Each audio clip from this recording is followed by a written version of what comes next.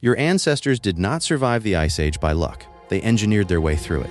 And some of what they built performs better than structures we make today. Picture the Eurasian steppe during the last glacial maximum, roughly 25,000 years ago. No trees for dozens of miles, just open grass, driving wind, and temperatures plunging to -40. That is the point where Fahrenheit and Celsius stop disagreeing and land on the same number. At -40, exposed skin begins dying in under 10 minutes. A modern person dropped into that world wearing a good winter coat would likely be dead by morning. Not from one dramatic moment, but from the slow arithmetic of losing heat faster than the body can replace it. Most people assume our Ice Age ancestors barely scraped through, huddled in smoky caves, waiting for spring. That picture is wrong in almost every detail. Caves are rare, damp, flood-prone, and were already occupied by cave bears and cave lions, animals that did not intend to share. What archaeologists have actually pulled from the frozen ground across Russia, Ukraine, and Central Europe tells a completely different story. These people, belonging to what archaeologists call the Gravettian culture, were not enduring the cold. They had built systems to defeat it. And those systems, layer by layer, are still in use today. The one thing this video is really about is how ancient humans cracked the engineering of warmth from the ground up, with nothing but bone, hide, and fire. So why does that matter now? Because every solution they found from scratch, with no books, no instruments, and no second chances. It starts underground. At sites across Russia, archaeologists uncovered circular pits dug deliberately to a consistent depth of 6 to 8 feet, roughly 12 feet across, with clear tool marks proving they were not natural. So why does the depth matter so much? Because the ground is a slow thermal battery. Surface air swings violently with the seasons, lethal cold in winter, baking heat in summer. But descends 6 to 8 feet and the soil stops responding to the weather above it.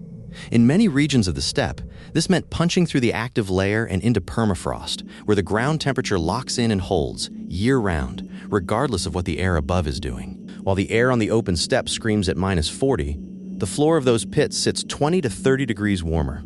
Every night, all winter, burning zero fuel.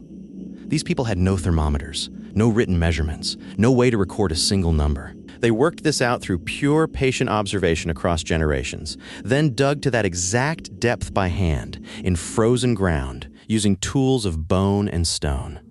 That is not instinct. That is applied physics, discovered thousands of years before physics had a name.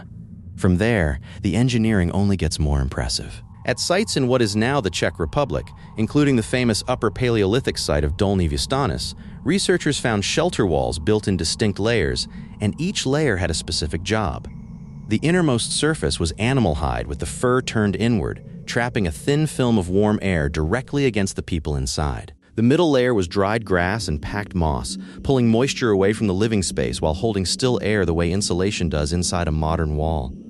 The outermost layer was woven bark and reed, tight enough to break the wind, yet breathable enough to let water vapor escape before it could freeze inside the wall and tear the structure apart. Wind barrier on the outside, bulk insulation in the middle, moisture management built into the system. That is, layer for layer and function for function, the same wall assembly inside the house you are sitting in right now. We use house wrap, fiberglass, and a vapor barrier. They used bark, moss, and hide. The materials are separated by 26,000 years. The physics are not separated by anything at all. But the single most striking example of Ice Age survival engineering came from the open steppe of Ukraine and Russia at sites called Mezhirich and Kostenki. Here, with no caves and no forests, ancient humans built actual houses from the skeletons of woolly mammoths. Mammoth skulls, each weighing over 200 pounds, set down as foundation anchors. Long curved tusks arranged into arching dome frameworks overhead. Hundreds of jawbones stacked in, interlocking herringbone patterns around the base.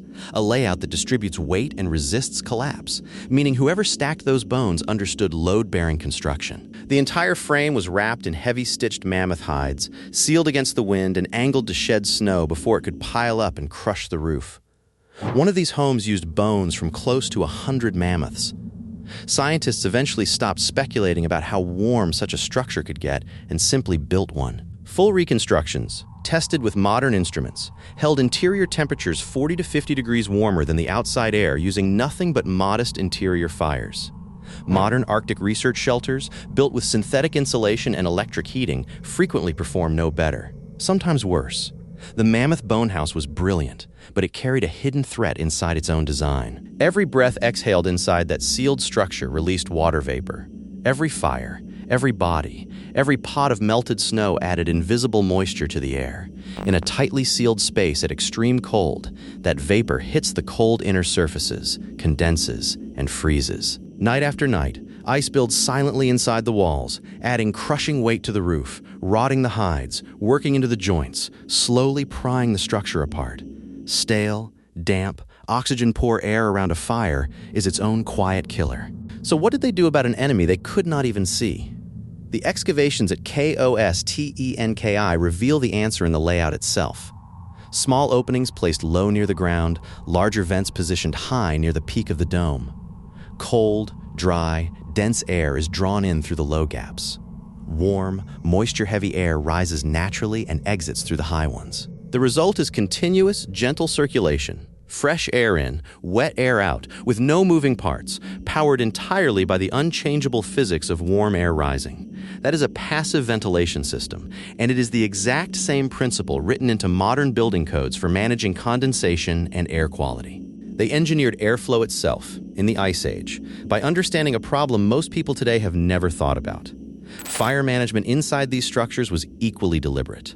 A central hearth provided the main, steady heat for the whole dome. Secondary hearths around the edges created distinct zones, one for cooking, one for tool repair where hands needed warmth and steady light to see fine detail. The warmest, most sheltered spots in the home sat closest to the fires and furthest from any draft. Those are precisely the locations where evidence of infants and elderly tends to cluster. The most vulnerable members of the group were assigned the most protected real estate in the house. That is not survival instinct. That is intention, care, and floor planning. Fuel on the treeless step was its own engineering problem. Chemical analysis of ancient hearth residue shows they ran what can only be called a graded fuel program. Dried mammoth dung burned slow and steady, like a long-lasting coal. Fresh bone, saturated with fat, burned hot. But raw bone is stubborn to ignite, so they cracked it first to expose the fatty marrow, then used small amounts of wood as a starter to bring the bone up to the temperature where it would catch and sustain itself. Fire-starting fuel, high-output fuel, slow-burning fuel, combined deliberately depending on the job, stockpiled and rationed across an entire winter before the first snow fell. And when a person had to step outside alone into that open cold, they carried the engineering with them.